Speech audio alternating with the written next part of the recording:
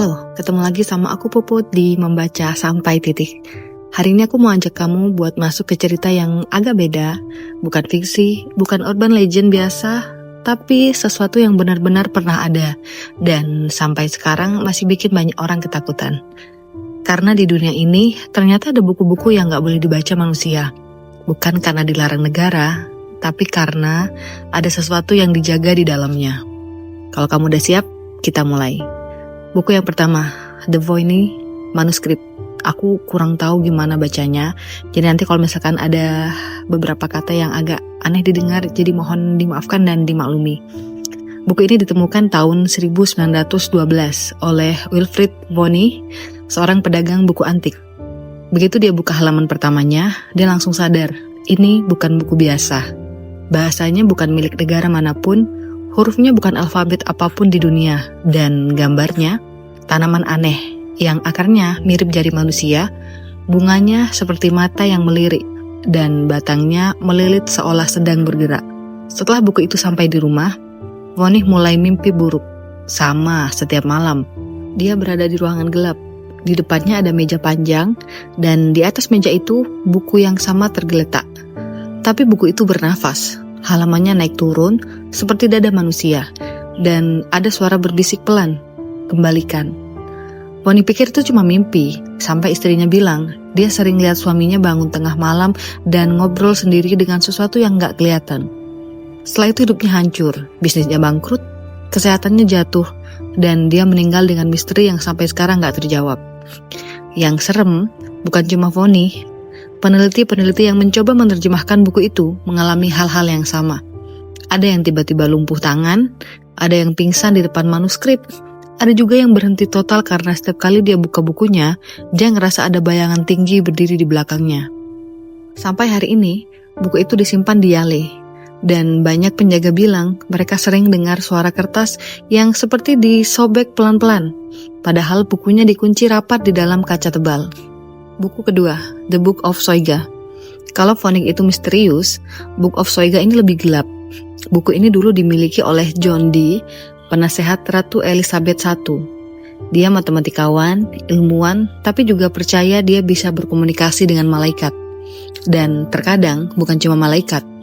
Dalam salah satu halaman, ada tabel aneh berisi huruf-huruf yang gak bisa dibaca. John Dee sampai memanggil seorang medium, Edward Cayley, untuk bertanya pada makhluk gaib tentang isi buku itu. Dan jawaban makhluk itu adalah, buku ini diciptakan oleh iblis, hanya malaikat yang bisa memahaminya. Setelah sesi itu, John Dee jatuh sakit terus-menerus. Rumahnya terasa dingin, lampu sering mati sendiri, dan dia bilang ada suara samar yang memanggil namanya di balik rak buku itu. 60% isi buku sudah hilang, dan orang-orang yang pernah memegangnya selalu mengalami mimpi buruk yang sama. Mereka berada di ruangan tanpa jendela, dan di tengah ruangan itu ada buku tebal yang membuka halamannya sendiri. Ketiga, The Red Book Carl Jung. Yang ini beda, gak ada kutukan, gak ada iblis. Tapi mungkin justru itu yang paling menyeramkan. Carl Jung, psikolog terkenal, menulis buku ini saat dia mengalami masa tergelap dalam hidupnya. Dia menulis seperti sedang membuka pintu ke ruang paling dalam pikirannya. Dan yang dia temukan bukan manusia. Tiap malam Jung duduk di ruang kerjanya dengan lilin. Dia menutup mata dan dia masuk ke dunia lain di dalam pikirannya sendiri. Di sana dia bertemu sosok-sosok aneh, makhluk tanpa wajah, wanita dengan suara dua lapis, dan pria tua yang cuma memanggilnya dengan satu kata, datang. Yang bikin merinding, setiap gambar yang Jung lukis di bukunya terlihat seperti sesuatu yang ingin keluar dari halaman. Dia takut dunia gak siap, makanya dia menyembunyikan buku itu selama 80 tahun. Setelah Red Book akhirnya dipublikasikan, ada beberapa kasus menarik. Orang yang baca terlalu lama katanya mengalami halusinasi singkat, bermimpi tentang sosok yang sama seperti Jung, dan merasa seperti ditarik masuk ke halaman-halamannya. Beberapa orang bahkan bilang mereka merasa diawasi setiap kali membuka bagian tertentu di tengah buku itu. Buku keempat, The Orphan Story, naskah yang membunuh editornya. Buku ini ditulis tahun 1600-an, tapi anehnya gak pernah diterbitkan sampai 2018. Kenapa? karena setiap editor yang mengerjakan buku ini selalu meninggal sebelum pekerjaannya selesai. Editor pertama, tewas karena kecelakaan aneh. Editor kedua, meninggal karena sakit mendadak.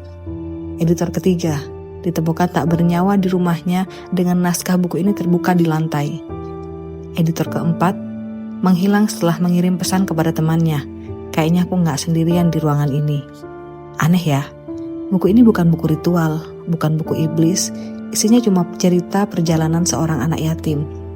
Tapi entah kenapa, siapapun yang mencoba menyelesaikan teks ini selalu mendapat akhir buruk.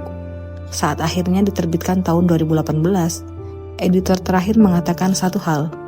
Ada bagian tertentu dari buku ini yang seharusnya tidak dibaca keras-keras. Dia tidak pernah menjelaskan bagian mana. Buku kelima, buku ritual tanpa nama. Di beberapa museum Eropa, ada buku-buku tua yang tidak memiliki judul. Halamannya aus, tinta hitamnya berubah merah gelap, dan isinya penuh simbol dan mantra yang tidak bisa diterjemahkan. Kurator museum bilang buku-buku ini aneh. Beberapa dari mereka mengaku setelah memindahkan buku itu, mereka selalu dengar langkah kaki mengikuti mereka dari belakang, atau mendengar suara halaman buku dibalik perlahan padahal raknya terkunci. Ada buku yang tidak bisa disentuh terlalu lama, karena orang yang menyentuhnya selalu merasa seolah ada tangan dingin yang menahan pergelangan mereka. Dan setiap kali buku itu difoto, selalu muncul noda hitam yang bentuknya mirip wajah. Buku keenam, Malleus Maleficarum. Buku ini lahir di abad paling gelap Eropa. Dari luar kelihatan kayak buku hukum gereja biasa, tapi begitu kamu buka halaman pertama, kamu langsung ngerasa ada hawa dingin yang gak wajar. Legenda bilang, malam ketika naskah ini selesai ditulis, para biarawan dengar suara langkah berat berjalan di lorong batu tua. Padahal gak ada satupun manusia yang bangun malam itu. Paginya, buku itu udah ada di meja, masih hangat, kayak baru ditaruh seseorang atau sesuatu. Yang bikin merinding itu orang-orang yang modern mencoba menelitinya. Ada yang ngerasa rambutnya ditarik pelan, ada yang mimpi dirinya diadili di pengadilan penyihir, ada yang dengar suara perempuan menangis tepat di telinganya, padahal ruangan perpustakaan lagi kosong total. Sampai ada profesor yang nutup penelitiannya waktu dia bangun tidur dengan bekas memar melingkar di leher, seperti ada tali yang baru saja dilepas. Yang ketujuh, The Ritual of the Nine Angels. Buku ini tipis, cuma 9 bab, tapi tiap bab dianggap sebagai satu pintu ke hal yang seharusnya nggak dipanggil manusia. Tahun 1972, ada seorang anggota sekte nekat baca bab ketiga. Dia baca keras-keras di ruangan ritual yang remang, dan tiba-tiba dia berhenti. Dia pelan-pelan nengok ke belakang temennya, dan wajahnya langsung pucat total. Kayak baru ngeliat sesuatu yang besar banget berdiri diam tanpa suara.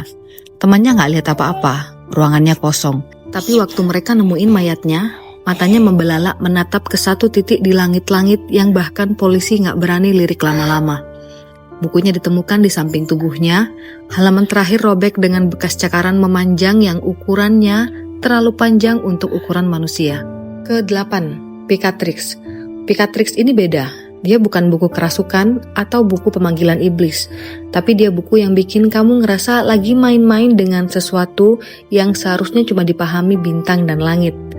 Naskah Arab kunonya penuh simbol, diagram aneh, dan instruksi yang kalau kamu baca keras-keras, rasanya kayak kamu lagi panggil sesuatu yang bisa bikin bumi bergetar pelan. Satu peneliti dari Madrid cerita, setiap kali dia buka bagian tertentu, ruangan tiba-tiba bau logam panas, kayak mesin yang baru berhenti meledak. Dan ada satu catatan aneh di dokumen museum, tinta halaman 47 berubah warna setiap tahun. Padahal, tinta Arab abad ke-11 harusnya stabil. Ke-9, Codex Gigas. Ini buku raksasa. Secara harfiah, beratnya hampir 75 kilo. Kalau kamu taruh di meja, mejanya yang ngalah duluan. Di tengah buku itu, ada satu halaman yang cuma berisi satu gambar besar. Sesosok makhluk bertanduk dengan mata yang seolah ngikutin kamu kemanapun kamu berdiri. Penjaga perpustakaan tempat buku ini disimpan sering dengar suara halaman tebal kebalik sendiri, padahal bukunya dikurung kaca tebal. Dan anehnya, halaman yang selalu kebuka itu, ya halaman yang ada gambarnya itu. Kalau kamu tutup, besoknya kebuka lagi. Buku ke-10, The Smithfield, The Cradles. Buku hukum kayaknya aman sampai kamu lihat ilustrasi di pinggir halamannya. Kelinci berburu manusia, anak kecil digendong makhluk tinggi tanpa wajah, tubuh manusia yang terpelintir kayak mannequin rusak. Sejarawan yang cuma lihat versi digital bilang, cuma rumor abad pertengahan. Tapi orang yang lihat naskah aslinya, ceritanya beda banget. Ada peneliti yang bilang ilustrasi kelinci itu berkedip. Ada yang ngerasa kayak ada yang berdiri tepat di belakang bahu kirinya. Dan ada satu peneliti yang langsung stop total setelah dia lihat sosok kecil dari margin gambar lari keluar halaman. Sejak itu, naskah ini cuma boleh dibaca di ruangan yang harus terang 100%. Buku ke-11, Dead Sea Scrolls, The Forbidden Fragments. Sebagian besar gulungan laut mati itu aman buat dibaca. Isinya sejarah kuno dan doa kuno. Tapi ada beberapa fragmen yang gak pernah ditampilkan ke publik. Kalau kamu tanya kenapa, jawaban resminya cuma halamannya terlalu rapuh. Tapi staf peneliti punya cerita lain. Ada satu fragmen yang katanya isinya bukan doa, bukan hukum, bukan sejarah, melainkan semacam peta tentang sesuatu yang hidup di bawah gurun Yudea, jauh sebelum manusia ada. Satu peneliti yang pernah melihatnya langsung tiba-tiba berhenti, gak mau ngomong apapun, dan sering tidur sambil teriak, "Jangan buka, jangan buka." Tidak ada yang tahu apa yang dia lihat. Fragmennya langsung dikunci dan dipindahkan ke ruang yang hanya boleh dibuka oleh 3 orang di seluruh dunia. Nah, dari semua buku yang barusan aku ceritain, ada satu pertanyaan besar yang selalu muncul. Kalau buku-buku ini bukan ditulis oleh manusia, lalu siapa yang sebenarnya menulisnya? Dan yang lebih penting lagi, kenapa mereka ingin kita membacanya? Atau kenapa mereka tidak ingin kita membacanya? Sampai hari ini nggak ada yang tahu jawabannya.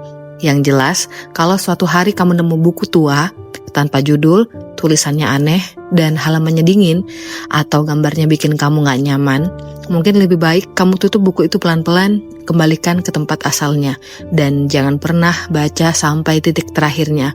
Karena beberapa buku bukan untuk manusia. Terima kasih sudah dengerin aku, jangan lupa membaca sampai titik dan nikmatin setiap komanya. Sampai ketemu lagi.